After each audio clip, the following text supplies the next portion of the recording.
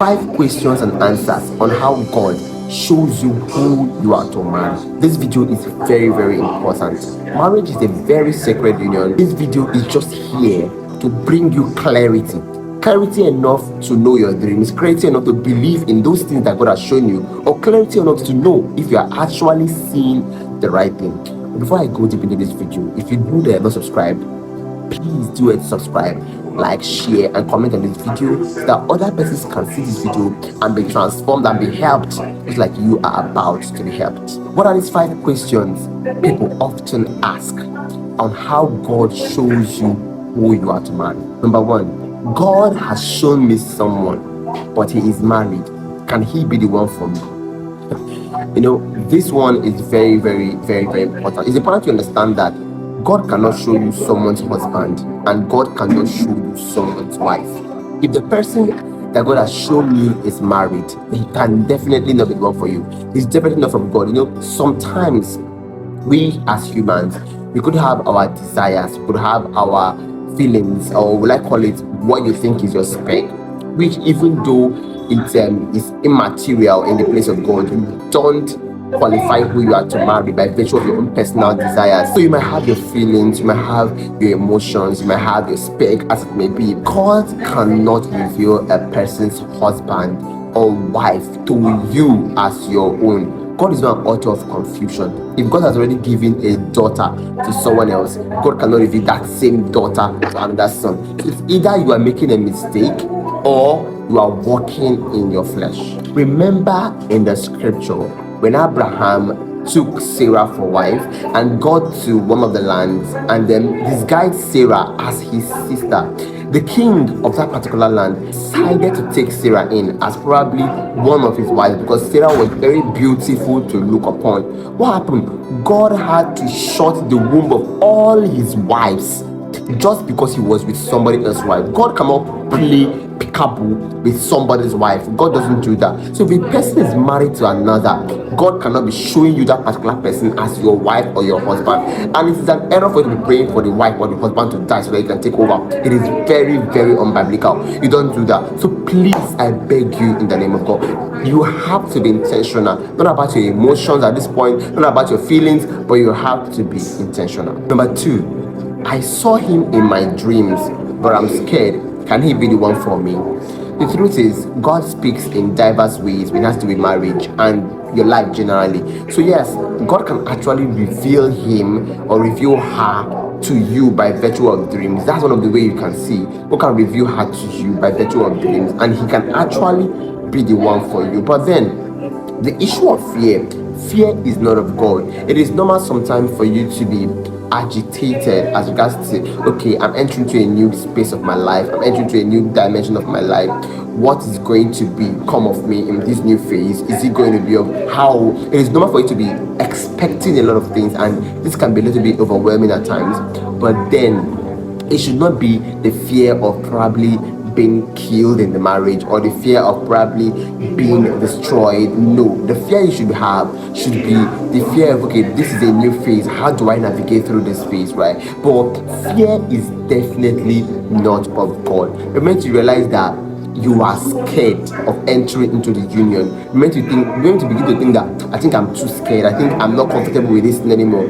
Then I will advise you to take a pause, because one thing you need to understand is when God is in the picture as regards to your marriage, if God is in the picture as regards to that particular person, there is something called peace.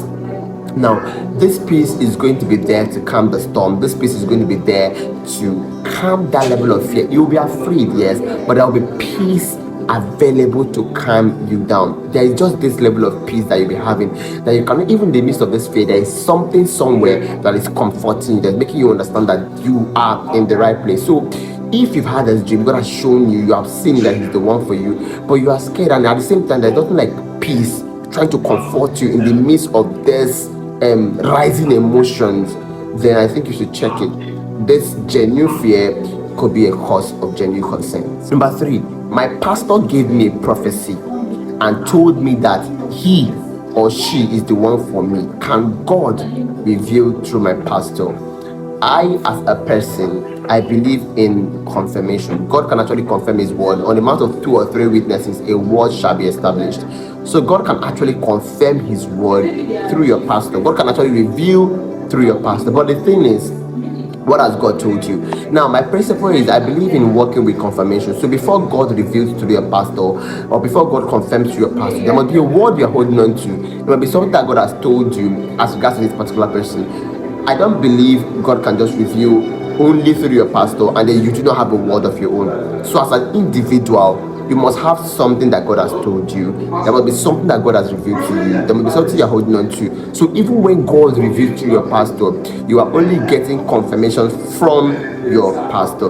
Now, the reason why I do not subscribe to just picking on the word that, okay, my pastor told me that she was the one, my pastor told me that he was the one, is because when you enter to the marriage and you have marital challenges, you will not begin to say, this is the person that is my pastor that told me, or my pastor told me. No, you will not begin to live your life because of the definition of what your pastor has told you, but rather you build this conviction by virtue of what you know that God has revealed to you. So it is beyond what your pastor has told you. It is beyond what you think God has. It is what God has revealed to you. So God should have first of all revealed to you. So in as much as the pastor have told you that he's the one for you, or yes, God can actually reveal to them, and God has confirmed it by the mouth of your pastor. The question is, what has God shown you? Has God confirmed it to you? Has God told you that this person is the one for you? So while you are using your pastoral words as confirmation, what God has told you is very important. Number 4, God showed him to me,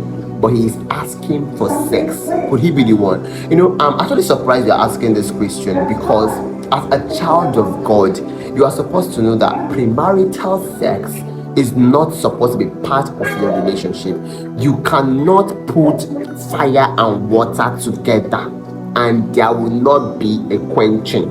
If you're a child of God, you need to understand that the scripture says we should abstain from all appearance of evil. So the moment it begins to look like an appearance of evil, you are not supposed to be there. I'm telling you honestly.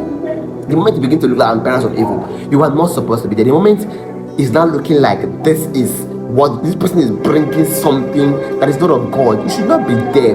God cannot reveal someone to you that is asking you for sex. How about now? Yes. God cannot reveal a person to you and is asking you for sex. It's not possible. It's not possible.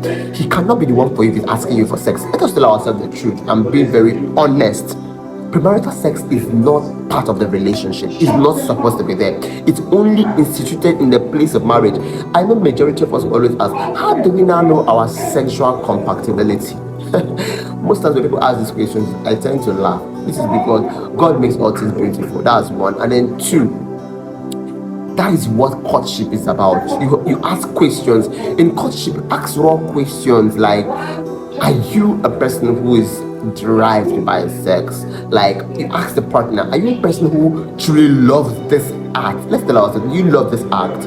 Yes, this is where you find out your sexual compatibility. You don't have to be on the bed of fornication to find out if you are compatible sexually. I mean, you're not a suit, you have to be tested. Yes, you don't have to be on the rigorous act to find out if you are compatible sexually. So your partner, if the person is demanding for sexual immorality, then the person definitely cannot be from God. God cannot bring you someone that will destroy you. And that popular illustration, like, okay, he wants to follow me to God, but he wants me to first of all commit immorality with him. Then you cannot be using sin to save another person from sin. It's not possible. You have to be intentional with understanding when the devil is trying to frustrate you as a child of God. Let him that you get the standard take heed lest he falls. Number 5, can God show me him, but he doesn't know yet? The truth is that is actually very correct. God can reveal a partner to anybody and the other person does not know yet. So God sometimes do not reveal to each of the person at the same time. What am I trying to say? Now, God reveals partnership in marriage by virtue of your work with him. The extent you have gone, that is how God reveals. So the revelation you have with God will determine how much God will trust you with some specific life information. So if peradventure you have gotten to that point where God can reveal your life partner to you, God will reveal to you, right? But then if the other partner has not grown enough to embrace this dimension of God, God will not reveal it yet, but God must reveal. So it is important, as at the time the marriage is supposed to hold, the both parties should have been on the same equation of understanding that this is the will of God for me. So God should have revealed to you and should have revealed to him or her also. So you should have found out. You should have found out. God cannot. You should have found out. The both of you should have known. You should have been on the same page. God should have revealed to the both parties. So it is important you also prayerfully put the other person in prayer. So if peradventure God have revealed to you first and the other person does not know about it, you pray. You pray, you keep praying for that person, and God will reveal, and God will reveal, and God will keep revealing. Yes, God will keep revealing. So what you do is you pray for that person, and God will reveal to that person too. If you do not pray, God will not reveal. But if you pray, God will definitely reveal to that person. Keep praying that God will reveal to the person, that God makes the person love you and all of that, and God will reveal. God will reveal. God will reveal. See, there are things you need to understand that when it has to do with marriage, you have to be very intentional with who you pick as a life partner. That is why I always say I don't believe life partners should be picked without God. The reason why I emphasize on this is because God is the master planner. He has the architect of our life drawn, and God knows that. So you can't tell me you want to choose who you want to spend the rest of your life with, and you don't consult your master planner. So yes, be very intentional with consulting God. And when something doesn't look like God, then it is definitely not of God. Thank you so much for watching this video. I want to believe that this video has helped you. Please, if you know that you're not subscribed up to now, do it to subscribe, like, share, and comment on this video, and God will keep blessing you.